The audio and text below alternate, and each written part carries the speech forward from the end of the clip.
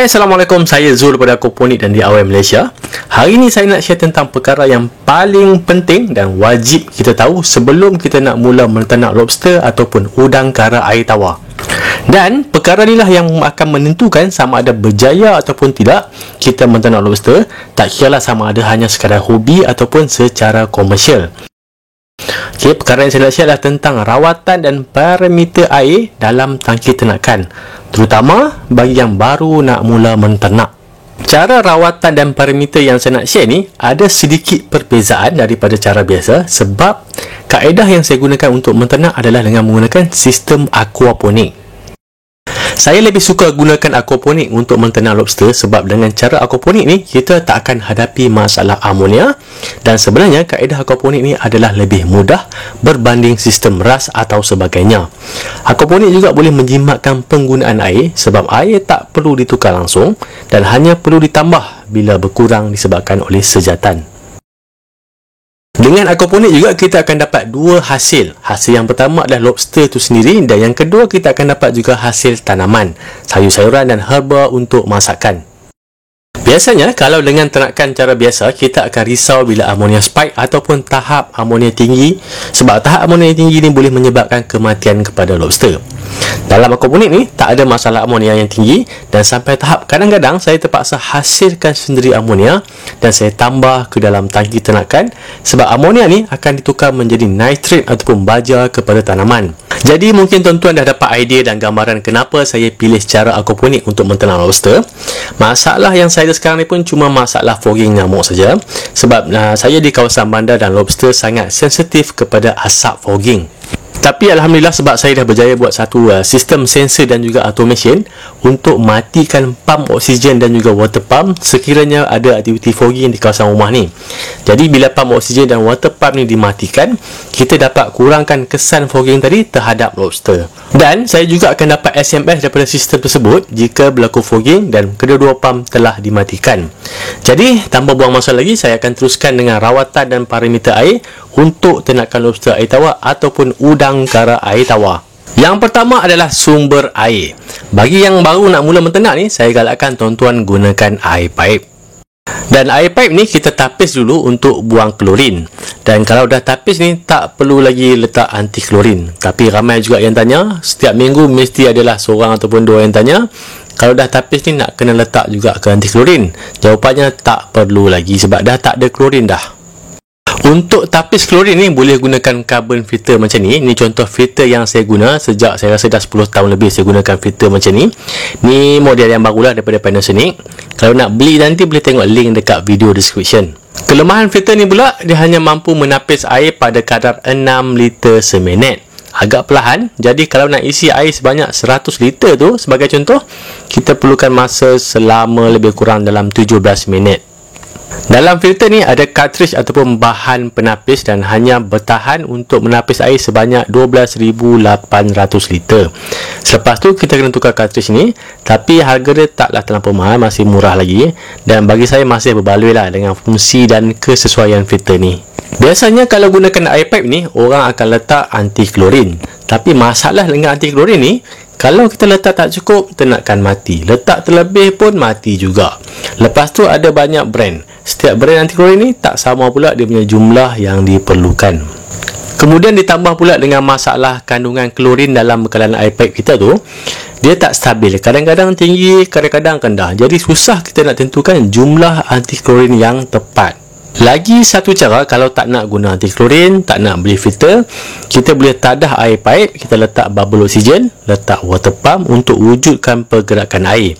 Kemudian kita biarkan klorin tu tersejak sendiri ke udara, tapi akan ambil masa 2 hingga 3 hari untuk semua klorin tu hilang. Tapi sanggup ke nak tunggu? Seterusnya tentang sumber air juga, dan ini memang soalan yang agak famous.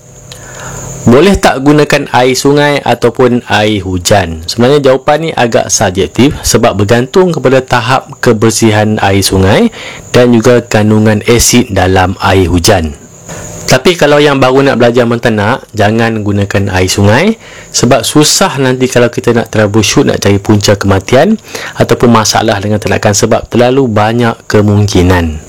Lagipun, dalam sistem aquaponik ni, air tak perlu ditukar dan tak banyak gunakan air. Kalau dah mahir dengan selok-belok cara nak menternak nanti, bolehlah cuba-cuba untuk gunakan air sungai.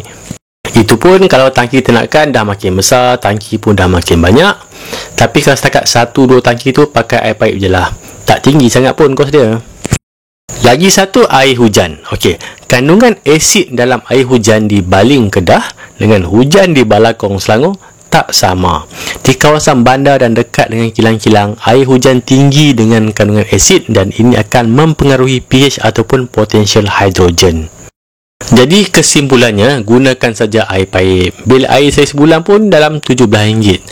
Kalau dulu masa ada subsidi, tolak subsidi RM10, bil cuma tinggal sebulan RM7. Sekarang tak ada subsidi pun sama juga, masih sebulan RM7 saja. Dan kita tak perlu nak berjimat, tak bertempat dan menanggung risiko yang tinggi. Kemudian tentang parameter air. Okey, yang pertama adalah suhu, sebab lobster ni agak sensitif dengan suhu. Okey, suhu air yang sesuai adalah di antara 25 hingga 30 darjah Celsius. Suhu air yang terlampau tinggi akan menyebabkan kematian kepada lobster, dan kalau suhu yang terlalu rendah, lobster akan kurang aktif, kurang makan, jadi lambatlah nak membesar. Untuk ukur suhu ni, kita boleh gunakan TDS meter, sebab kebanyakan TDS meter ni ada built-in thermometer. Dan lagi satu, kita boleh buat monitoring system. Untuk yang ni, kalau ada kesempatan saya akan share cara macam mana nak buat monitoring system untuk kita pantau suhu, sama ada kita gunakan web base ataupun apa-apa saja cara yang mudah untuk kita cek suhu. Jadi tak payahlah hari-hari kita nak usung TDS meter nak ambil bacaan suhu.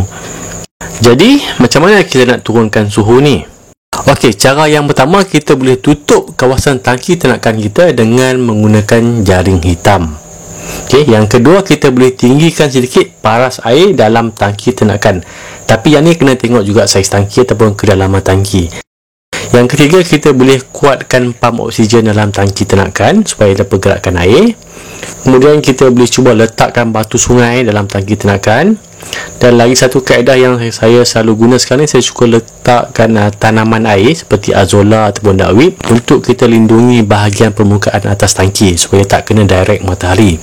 Dan kalau kita mampu, kita boleh gunakan chiller. Dan kalau kita ada chiller ni kita boleh combine dengan sistem monitoring tadi. Kita boleh buat automation, maksudnya bila suhu tinggi, automatic chiller tu akan on, dan bila suhu dah rendah, automatik chiller tu akan mati. Sama dengan konsep aircon dekat rumah kita. Parameter yang seterusnya adalah pH. pH ni adalah singkatan kepada potential hydrogen dan biasanya kita gunakan untuk mengukur tahap asid dan alkali dalam tangki ternakan. Sebab semakin tinggi kandungan ion hidrogen, maka semakin tinggi tahap keasidan. Nilai pH ni adalah daripada 0 hingga 14 dan 7 adalah neutral. Manakala di bawah nilai 7 bersifat asid dan nilai 8 ke atas adalah bersifat alkali. Nilai pH yang sesuai untuk ternakan lobster adalah di antara 7 hingga 9. Inilah salah satu sebab kenapa saya galakkan tuan-tuan untuk gunakan air paip. Sebab nilai pH bagi air paip adalah di antara 7 hingga 7.5. Kalau kat rumah saya, biasa saya dapat dalam 7 hingga 7.2 saja. Dan kalau gunakan filter kuku, nilai pH adalah 7. Kat rumah saya memang saya gunakan penapis kuku. Saya ukur memang saya dapat nilai 7. Dan kalau Kowe antara 7 hingga 7.5. Dan kedua-dua filter ni boleh kita gunakan untuk tapis klorin. Cuma yang ni pemasangan kekal kat dapur, jadi leceh sikit lah nak kena angkut air. Nilai pH ni memang kita kena ambil berat, sebab kalau nilai pH ni tak sesuai, lobster akan lambat membesar dan daya tahan terhadap penyakit akan menurun. Dan pH ni juga boleh mempengaruhi tahap toksik amonia. Sebab kalau nilai pH tinggi kemudian amonia pun tinggi, maka akan terbentuk gas amonia yang berbahaya kepada ternakan. Okey, untuk naikkan tahap pH ni, tuan-tuan boleh gunakan dolomite ataupun kalsium karbonat.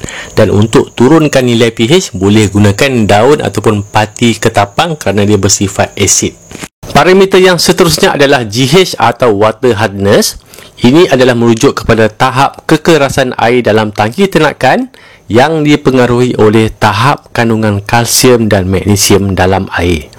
Kedua-dua unsur ni sangat penting sebab lobster ni bercengkerang dan akan alami proses salin kulit bila semakin membesar. Kalsium dan magnesium ni diperlukan oleh lobster untuk menghasilkan dan mengeraskan kulit atau cengkerang yang baru. Kalau tak cukup kalsium dan magnesium ni, lobster boleh mati semasa proses salin kulit, dan jika kulit yang baru ni lambat mengeras, lobster mudah diserang oleh lobster yang lain. Kerana cengkerang atau kulit ni adalah pelindung kepada lobster. Nilai GH yang sesuai adalah di antara 8 hingga 12 degree GH. Untuk cara nak ukur ni, tuan-tuan boleh tengok video saya yang dah buat sebelum ni. Saya akan letakkan link sekali dekat video description nanti. Parameter yang terakhir adalah TDS. Untuk yang ni mungkin ada perbezaan dengan yang mentenak dengan kaedah lain dan bukan aquaponik. Dan untuk TDS ni saya buka kepada semua untuk memberi pandangan dan pendapat masing-masing. Nanti boleh komen dekat bawah. Bagi saya TDS ni tak perlu nak diukur, dan setakat ni saya tak nampak apa keperluan untuk ukur TDS dengan hanya mengambil sampel air atau terus celup TDS meter ke dalam tangki ternakan. Sebab TDS tu bukan saja akan tunjukkan bacaan mineral saja, tapi semua partikel yang ada dalam air. Persoalannya, adakah semua partikel tu adalah mineral?